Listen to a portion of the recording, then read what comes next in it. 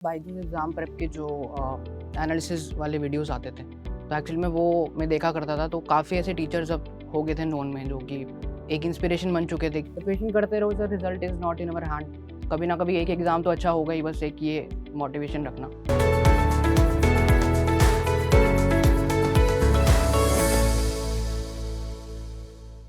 Hello, students. Welcome to Byju's Exam Prep Spotlight, a show where we bring our achievers into the spotlight and learn from their inspirational preparation journey. Today, we have Karan with us, who secured All India Rank 31 in Engineering Services 2022 in Civil Branch and make his family and Byju's Exam Prep team proud. So first of all Karan, बहुत बहुत बधाई आपको इस rank लाने के लिए।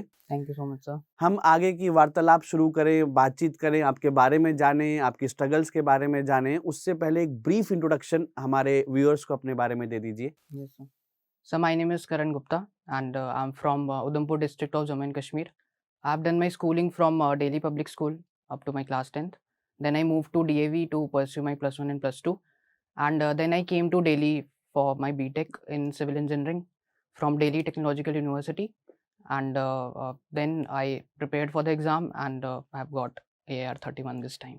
Okay करण, जब आप DTU में गए तो कब आपने सोचा कि नहीं मेरे को इंजीनियरिंग सर्विसेज का प्रिपरेशन करना है?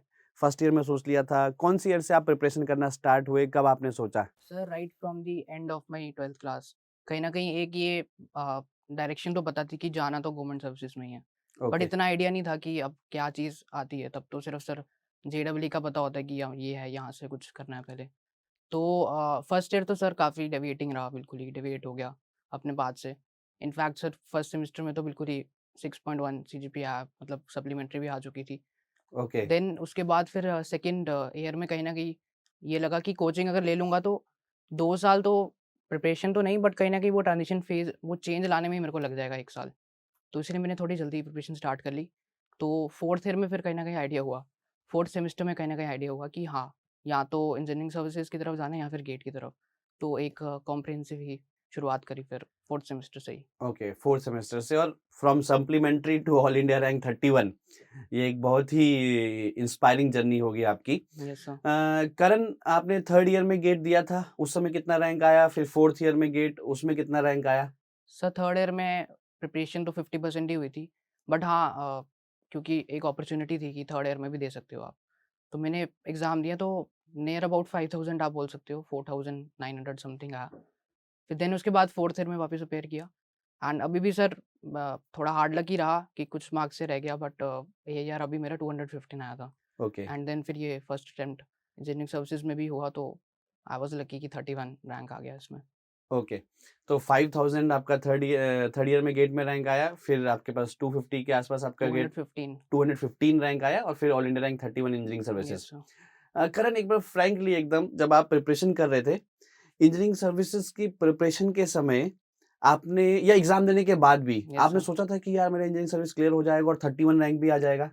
Sir to be very honest तो मैं सर बिल्कुल ही एक स्ट्रेट फॉरवर्ड इंसान हूँ। मैं सबको बोल भी देता था कि अगर होगा तो होगा, नहीं होगा तो नहीं होगा। हम्म, मैंने किसी भी अपने दोस्त को नहीं बोला था कि मेरा हो सकता है। हम्म, इनफैक्ट मेरी ही एक नोन में एक पर्सन है, उसका मुझे पता था कि उसका टॉप 10 में आएगा और वही हुआ, उसका टॉप 10 में ही है। बट मैंने कभी ये नहीं बोला था कि मेरा होगा। तो मेरे लिए तो बिल्कुल ही शॉकिंग था कि एक चमत्कार ही बोल सकते हो आप कि इस साल रैंक आ गया। Okay, it was a shock. Okay. और आपको ज़्यादा खुशी कब महसूस हुई, जब गेट में 215 रैंक आया, या इंजीनियरिंग सर्विस में 31 रैंक आया, या जब आपने जेई उस समय क्लियर किया था और डीटीयू में आए? तो इन तीनों में, जब 12th के बाद जेई दिया प्लस गेट का 215 रैंक या ईएससी का 31, सबसे ज़्यादा मज़ा, सबसे ज़्यादा आपको खुशी कब हुई? सर सबसे ज़्यादा सैटिस्फैक्शन अगर बोलो तो वो तो इंजीनियरिंग सर्विसेज में ही है। क्योंकि वो हार्ड वर्क सर याद है कि वो 2-3 साल काफ़ी लंबा पीरियड हो गया था। अनएक्सपेक्टेशन थी घर पे भी, कहीं न कहीं डाउट हो गया था कि आगे जाके कब सेटल होगा। इस साल का तो बिल्कुल उम्मीद नहीं थी कि होने वाला है। तो सबसे पहले तो इंजीनियरिंग सर्विसेज में कहूँगा। देन उससे उससे पहले फिर जेईई का ही बोलूँगा। क्योंकि गेट में तो सर काफ़ी डिसअपॉइंटमेंट रहा। वो 2-3 नंबर अगर ज़्यादा होते तो मे बी टॉप 100 में हो सकता था। ओके, तो गेट का तो was very disappointing for me. Okay. तो करण, आपने गेट में भी 215 रैंक लिया ऑल इंडिया, इंजीनियरिंग सर्विस में 31 रैंक आया। तो एक बार हमारे स्टूडेंट्स को जो आपसे इंस्पायर होंगे, आपके जूनियर्स आने वाले सालों में वो भी रैंक लाना चाहते हैं आपकी तरह। तो एज अ सीनियर आप उन सभी स्टूडेंट्स को जो गेट और ईएससी दोनों की प्रिपरेशन कर रहे हैं, उनको क्या आप स्ट्रैटेजी बताना चाहेंगे? क्या आप उनको टिप्स देना चाहेंगे? मैं ये टिप्स दूँगा कि अगर आपको गवर्नमेंट सेक्टर की तरफ जाना है, कहीं न कहीं अगर आपको प्रिपरेशन करनी है तो जितनी जल्दी हो सके वो आप ले लो। क्योंकि कॉलेज के टाइम सर बिल्कुल ही अलग आपकी हैबिट्स हो चुकी होती हैं। तो वो ट्रांज़िशन फ़ेज़ भी आ जाता है बीच में जो कि गिनते नहीं हैं हम। वो 6-7 महीने का वो आपको टाइम चाहिए कि रेगुलरली 7 या 8 घंटे या मैक्सिमम टाइम आप निकाल पाओ। तो मेरे ख़्याल से जल्दी प्रिपरेशन करो एंड पास्ट को तो बिल्कुल ही भूल जाओ क्योंकि ये एक ऐसी फ़ेज़ है कि एक एग्ज़ाम अच्छा होगा तो बिल्कुल ही फिर आप अलग ही कैटेगरी में बिलॉन्ग कर जाओगे। तो पास्ट को भूलकर move to the next step and preparation करते रहो sir, result is not in our hand. कभी ना कभी एक एग्ज़ाम तो अच्छा होगा ही, बस एक ये मोटिवेशन रखना। मेरी सर अभी गेट में जैसे 215 रैंक थी, उसके बाद से मुझे कुछ भी नहीं मिला था अभी तक। So this was the last result which was expected and in फोड़ दिया दैट इसी ओनली में इसी एकदम में क्लास 1 जी। ऑफिसर भारत सरकार में। अच्छा करण, एक और चीज़ मेरे को बताओ कि जब आप पढ़ाई करते थे, सपोज़ आप आरसीसी पढ़ रहे हैं, सॉइल पढ़ रहे हैं, सोम पढ़ रहे हैं, तो उसको पढ़ते हुए आप गेट के या ईएससी पॉइंट ऑफ व्यू से कुछ अलग चीज़ करते थे? कि यार गेट के लिए मेरे को इस तरीके के न्यूमेरिकल्स करने हैं, ईएससी के लिए मेरे को ऐसा करना है, कि नहीं उस सब सब्जेक्ट पे ज़्यादा फोकस रहता था रादर देन कि किस एग्ज़ाम को मैं अटेम्प्ट करूँगा? तो वो थोड़ा-सा बच्चों को बताइए जो दोनों पढ़ रहे होंगे कि जो सब्जेक्ट पढ़ रहा है कोई बच्चा RCC, strength of material, soil mechanics, तो सब्जेक्ट को पढ़ते हुए क्या कुछ डिफरेंट अप्रोच होगी कि दोनों को एक साथ भी लिया जा सकता है? सर शुरू में तो सारे टॉपर्स ये बोलते हैं कि शुरू में you have to be very journalist. आपको जनरली सब्जेक्ट्स को पढ़ना है बिना सोचे कि ये किस एग्ज़ाम में आएगा। देन फिर 1 महीना पहले या फिर 15-20 दिन पहले you can you can make yourself very specific to the exam. तो गेट से जैसे कुछ महीने पहले हो गया, 1 महीना पहले, फिर गेट के टेस्ट वगैरह आप दे दो। पढ़ना तो वही है बट शुरू से ही अगर आप स्पेसिफिक रहोगे तो दिक्कतें आ जाएँगी, सारी चीज़ें कवर होंगी नहीं और किस एग्ज़ाम में क्या पूछ लेगा, तो you will never be able to बिल्कुल। Solve that. तो शुरू में जर्नलिस्ट देन आप स्पेशलिस्ट बन जाओ एग्ज़ाम एग्ज़ाम से। से पहले स्पेशलिस्ट बन जाओ, यस। एकदम एग्ज़ैक्टली करेक्ट। और एक और बात मेरे को आपकी बहुत सही लगी कि आपका गेट से भी 215 रैंक से अभी तक कहीं कॉल नहीं आया था और अब फोड़ा तो एकदम डायरेक्ट इंजीनियरिंग सर्विसेज फोड़ दिया, उसमें भी क्लास 1 ऑफिसर आप बन जाएँगे विद 31 रैंक।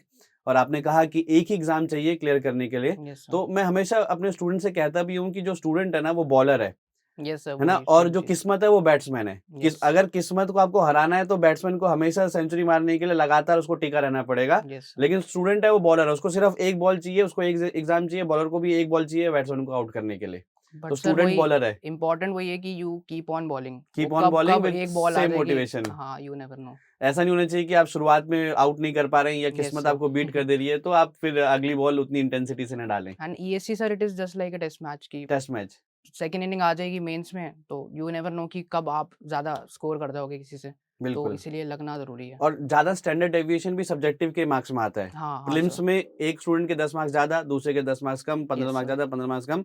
पर मेंस वाले एग्जाम में आप दूसरे से 70 मार्क्स, 80 मार्क्स भी आगे पीछे हो सकते हैं। यस सर, ये तो है बिल्कुल सही बात। ओके। करण, जब रिजल्ट आया आप दिल्ली में ही थे? सर मैं एक्चुअली में जॉब करता था इससे पहले एक प्राइवेट फर्म में, तो मैं अपनी जॉब में ही था उस वक़्त अच्छा, शाम को। प्लेसमेंट आपका डीसी से ही हुआ था। हाँ, हाँ, मेरा प्लेसमेंट वहाँ से ही हो गया था, ओके, तो आई तो आप वाज़ इन दिल्ली में थे मैं गुड़गाँव में था सर। ऑफिस में? यस सर, इन और ऑफिस। आपके घर वाले उस समय जम्मू में रहे यस सर, होंगे। दे वर इन तो जब उधमपुर। रिजल्ट आया किसने आपको बताया? आपने खुद अपना रिजल्ट देखा, उसके बाद किसको कॉल किया? वो ज़रा 4-5 मिनट का एक बार थोड़ा-सा स्टूडेंट्स को बताइए ताकि वो भी मोटिवेट हों पढ़ने के लिए आगे जाकर। सर जब मेरा रिज़ल्ट आया तो मैं उस वक़्त सर काम ही कर रहा था वहाँ पर, कुछ साइन वग़ैरह करने थे कहीं पर। तो मेरे फ्रेंड का कॉल आता है कि congrats bro, you have got 31 rank हुँ, and that too in engineering services. And I was not even expecting कि 54 सीट्स है जनरल में, तो मेरा बड़ी मुश्किल से अगर अच्छा चांस भी हुआ तो अब भी 54 ही आ सकता है, हुँ, मुझे ये हुँ, लग रहा हुँ, था। हुँ, हुँ, एंड हुँ, ही टोल्ड कि एआईआर 31 आ गया है। तो पहले तो सर मैंने वो छोड़ दिया जो मैं काम कर रहा हूँ। हुँ, एंड देन उसके बाद मैंने उसको बोला कि मज़ाक मत कर क्योंकि ऑलरेडी इतनी बेइज़्ज़ती हो चुकी है, फ़ेब से अभी तक कुछ भी नहीं मिला and you have come to a private firm उसके बाद भी।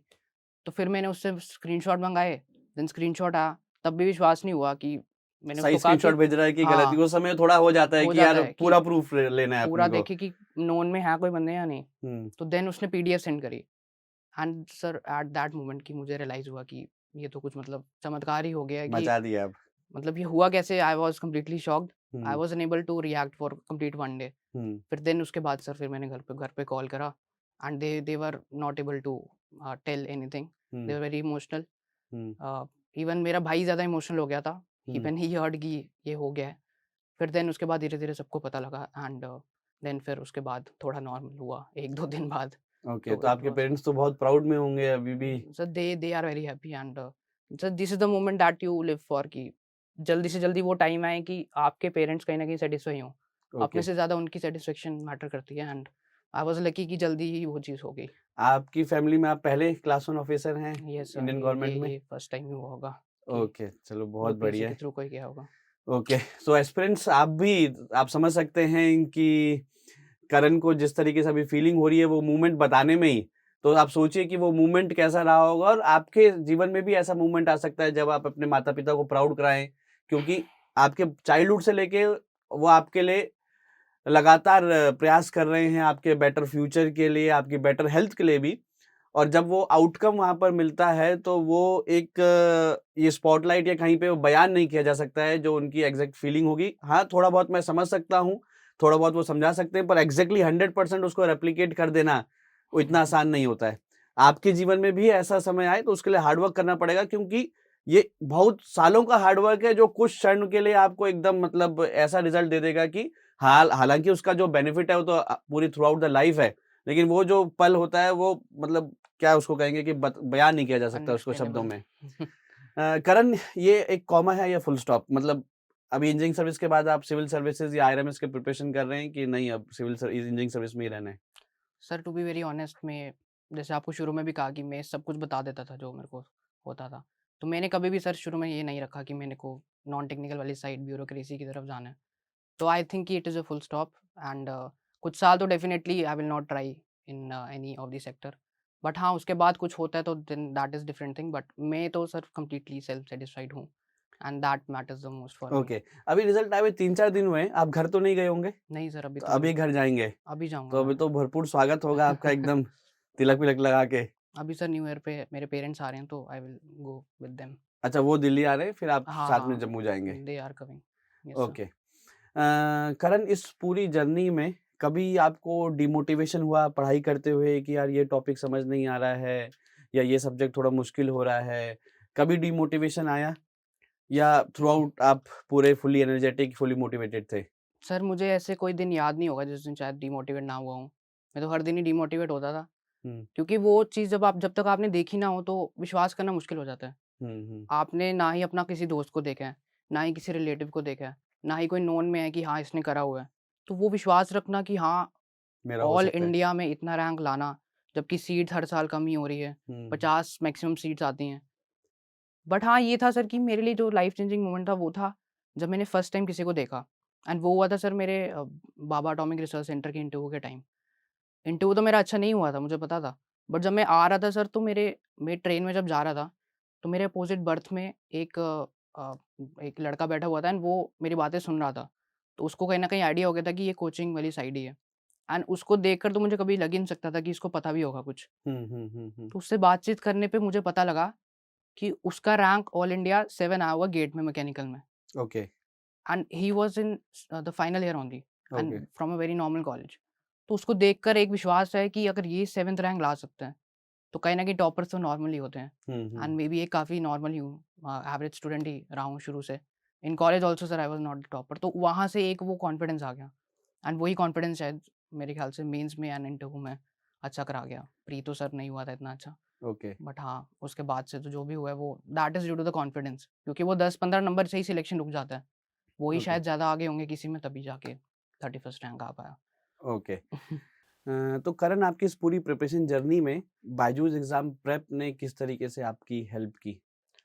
सर बायजूस एग्ज़ाम प्रेप के जो एनालिसिस वाले वीडियोस आते थे, तो एक्चुअली में वो मैं देखा करता था. तो काफ़ी ऐसे टीचर्स अब हो गए थे नोन में जो कि एक इंस्पिरेशन बन चुके थे कि हाँ, कहीं न कहीं वो जो एनालिसिस था वो रियलिस्टिक लगता था कि हाँ, इतना तो हो सकता है. जैसे मेंस का पेपर इस बारी थोड़ा टफ आ गया टफ था. पेपर 1. तो वो जो चीज़ थी वो बिल्कुल एक्यूरेटली बैठ रही थी कि हाँ, फर्स्ट पेपर में कम है, सेकंड में ज़्यादा है तो मेबी कम जाए थोड़ा.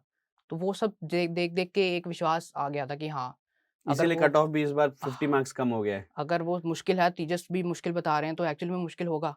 तो देन फिर वहाँ से ही मैं बोलूँगा कि बायजूस एग्ज़ाम प्रेप ने एक एक वो कॉन्फिडेंस बिल्ड कर दिया था, जो कि ज़रूरी है एट लास्ट आपको जिताने के लिए।